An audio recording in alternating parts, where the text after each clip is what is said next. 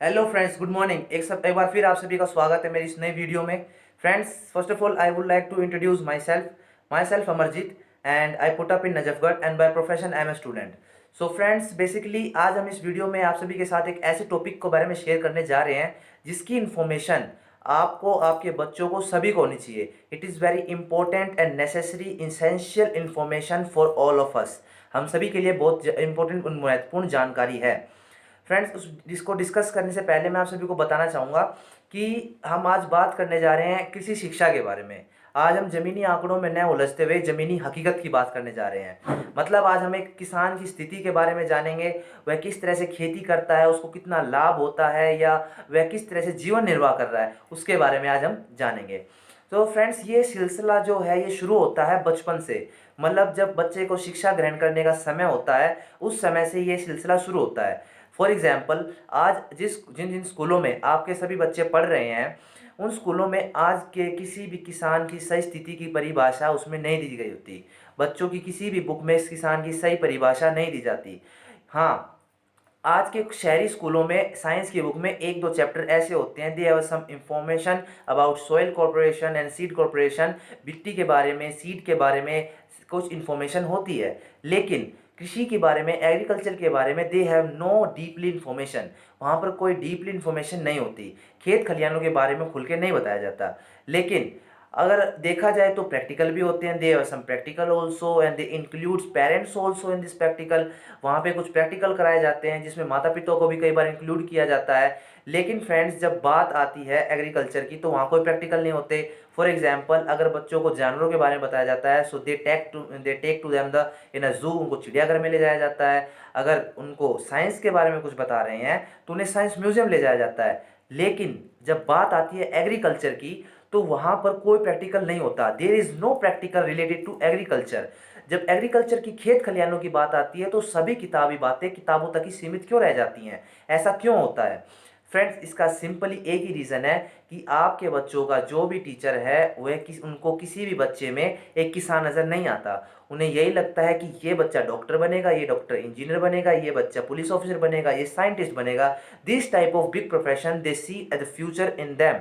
वो फ्यूचर में इन बच्चों के अंदर ऐसे बड़े बड़े प्रोफेशनल को खोजते हैं और उसी के लिए उनको उत्साहित करते हैं। लेकिन किसान के बारे में ना तो बताया जाता है, ना तो किसी को ये बोला जाता है कि बेटा तुम किसानी करना, तुम बड़े होके किसान बन के उसको एज ए करियर बिल्डअप करना। ऐसा नहीं बताया जाता। और ना ही आज के कल के माता पिता बच्चों को उसके लिए सपोर्ट करते हैं। लेकिन फ्रेंड्स, ये एक बहुत ज़रूरी और महत्वपूर्ण बात है। It is very useful and very important topic. इसके बारे में हम सभी को बहुत जानना बहुत ज़रूरी है। तो इसी जानकारी को लेकर आज सभी के बीच में ये जानकारी लेके आया हूँ कि ये सब जितना खोखलापन है वो क्यों है, बच्चों को इसके बारे में खुलकर क्यों नहीं बताया जाता। यही ना कि आपका कोई भी बच्चा किसान ना बने। लेकिन एक बार ध्यान से सोचिए, अगर एक किसान नहीं होगा तो कि ये बड़ी बड़ी जो हस्तियां हैं वो क्या खाएंगी? हवा। फ्रेंड्स, आजकल की हवा में भी जहर है, आप सभी को एक बात बता दूं।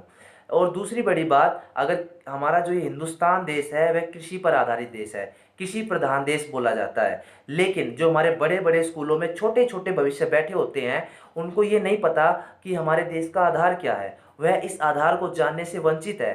कितना बड़ा दुर्भाग्य है उन बच्चों का कि उनको इस चीज़ के बारे में ठीक से नहीं बताया जाता। हिंदुस्तान एक कृषि प्रधान देश है जहाँ पर कृषि को सबसे फर्स्ट इंपॉर्टेंस दी जाती है। भारत एक अन्नदाता है। तो फ्रेंड्स, दूसरी बड़ी बात हम करते हैं किसानों के बारे में। जो हमारे किसान भाई हैं वो जिस परंपरागत तौर तरीके से, ट्रेडिशनल मेथड से they are doing cropping and fielding, जिन भी तरीक़ों से आज वो की खेती बाड़ी करते आ रहे हैं वो तरीके काफ़ी पुराने हैं। अगर उनको सही तौर तरीके सीखने को मिलें तो लगभग 2 लाख कृषि वैज्ञानिक की उनको ज़रूरत है। लेकिन हमारे इस देश में है कितने? कुछ 6,000। पूरे 10,000 भी नहीं है। मैं आपको बताना चाहूँगा, पूरे 10,000 भी हमारे पास नहीं हैं, जिसके कारण हमारे किसान भाइयों को ज़्यादा से ज़्यादा लाभ नहीं मिल रहा। वो ज़्यादा से ज़्यादा लागत लगाते जा रहे हैं और उनका फ़ायदा कम से कम होता जा रहा है। लेकिन फ्रेंड्स, इन सभी समस्याओं का हल हो सकता है। एक दूसरी बड़ी बात फ्रेंड्स ये कि हमारा जो हिंदुस्तान देश है 125 करोड़ की आबादी वाला इतना बड़ा देश है, और उसमें से 7% हिस्सा हमारे किसानों का है। इट्स मीन 60% जो हमारी धरती है उस पर हमारे किसान भाई खेती करते हैं। और सलाहकार कितने हैं? कुछ 1,000, जैसे कि मैं आपको बता चुका हूँ। लेकिन फ्रेंड्स, इतना बड़ा खोखलापन जो आप देख रहे हैं, उसका रीज़न क्या है? इसका एक ही रीज़न है, शिक्षा में मूलभूत कमी। कृषि शिक्षा को विस्तारित न करना, बच्चों को उसके बारे में न बताना, यहाँ तक कि एक शहर में बैठे व्यक्ति को भी उसकी ठीक से नॉलेज नहीं होती। आज एक शहर में बैठे व्यक्ति को टाइम से खाना मिल रहा है, टाइम से फल फ्रूट मिल रहे हैं, सब्जियां मिल रही हैं, फूल मिल रहे हैं, दाल चावल चीनी सब कुछ घर बैठे मिल जाता है। लेकिन ना तो उसको ये पता होता कि किस किसान ने उगाई है, ना तो उसे ये पता होता कि एक कैसे उगाई गई है, ना तो उसको ये पता होता कि इसको उगाने में किसान की कितनी मेहनत लगी है, उसको कितना घाटा हुआ है, कितना नुकसान हुआ है, कितना उसको फ़ायदा मिल रहा है, उसकी फाइनेंशियली कंडीशन कैसी है, वह इस काम से खुश है या नहीं है। इसकी एक शहरी व्यक्ति को कोई जानकारी नहीं होती फ्रेंड्स। वाई? इसका क्या कारण है? क्या हमको सिर्फ खाना अच्छा लगता है? हमको वो इंसान नहीं है, उनके बारे में भी हमको ही सोचना पड़ेगा, हमको पता होना चाहिए, हमको अपने बच्चों को बताना पड़ेगा। साथियों, इस आज के किसान की सही स्थिति को सुधारने के लिए हम किसका इंतज़ार कर रहे हैं? क्या हम सरकार की पहल का इंतज़ार कर रहे हैं? नहीं फ्रेंड्स, सरकार अपनी जगह ठीक है, वह अपना हर काम सही कर रही है, लेकिन निजी स्तर पर इस खोखलेपन को दूर करने का काम एक आम नागरिक का है, जो उस अनाज का उपभोग कर रहा है, who are using all type of resources which is produced by a farmer. जो एक फार्मर के द्वारा प्रोड्यूस की जाती हैं चीज़ें, जो एक आम नागरिक घर में बैठा यूज़ करता है, उसका फर्ज बनता है, it is their responsibility to provide the all type of facilities to a farmer. एक फार्मर को हर प्रकार की सुविधा देना या उसकी स्थिति को जानना, उसका फ़ायदा सोचना एक आम नागरिक का फर्ज बनता है। तो फ्रेंड्स, अब ये समय आ चुका है कि आज की टाइम में फार्मर की किसान की स्थिति बहुत ख़राब है। आप मेरे से ज़्यादा जानते हैं, फिर भी मैं आप सभी के बीच में डिस्कशन इसलिए कर रहा हूँ ताकि आप इस कमी को दूर करें। आप इसको अपनी इन्फॉर्मेशन को समझ के, इस जिम्मेदारी को समझ के किसानों की तरफ थोड़ा ध्यान दें। आज के किसान की सही तस्वीर देश के सामने लाई जाए। वह कैसे होगा? एक ही सिंपल सा रीज़न है, एक ही सिंपल सा मेथड है, अपने बच्चों को किसानों के बारे में बताएं। यह एक आम नागरिक का कार्य है, कर्तव्य बनता है कि अपने बच्चों को, अपने भविष्य को, उनके भविष्य को ये बताया जाए कि कृषि कितनी इम्पोर्टेंट है। बच्चों, खेती करना इतना आसान नहीं है। जो अनाज तुम खाते हो, वेस्ट करते हो, वह इतना आसानी से नहीं बनता। उसके लिए एक आदमी दिन रात मेहनत करता है, उसकी मेहनत को रिस्पेक्ट करने चाहिए। तो फ्रेंड्स, उसी के लिए आज मैं आपके लिए एक वीडियो ये लेके आया हूँ। इसमें हम बात कर रहे हैं कृषि के बारे में।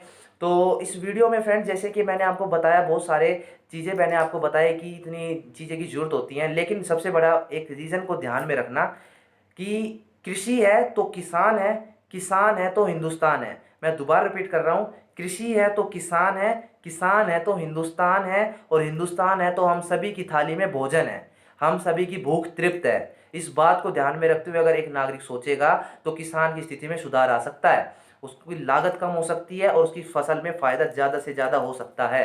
कैसे? उसके लिए फ्रेंड्स मैं बताने जा रहा हूँ वेस्टीज कंपनी के बारे में।